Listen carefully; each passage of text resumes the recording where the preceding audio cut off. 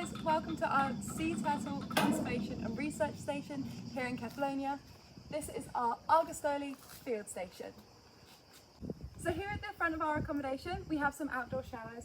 Now we use these after all of our shifts. We're getting off the beaches, we get pretty sandy, so we just ask people to use them to keep the shared living spaces nice and clean. Up next we have our bikes. Now here on site it's quite important that you can ride a bike as we are cycling to most of our shifts. The beaches are never too far away, but we think it's just a much nicer way of doing it. It's a pretty cycle ride and it's also a much more eco-friendly way. So over here we have a social area. We've got some picnic benches over there as well as a volleyball court that we like to use on our activities nights. Next up, this is our equipment shed. All of the equipment necessary for the shifts are left inside of here, and we have little notices on here for what you'll need, so it should be nice and easy. We also keep all of our helmets here, necessary for when you're on the bikes there.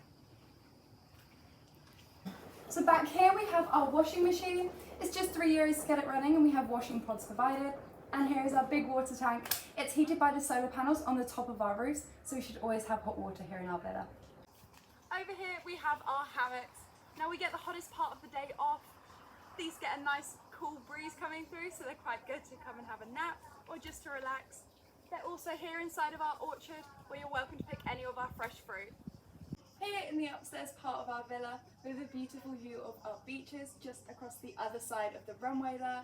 Now these are beaches that we work on in the mornings, evenings and at night time during our hatchling rescue shifts.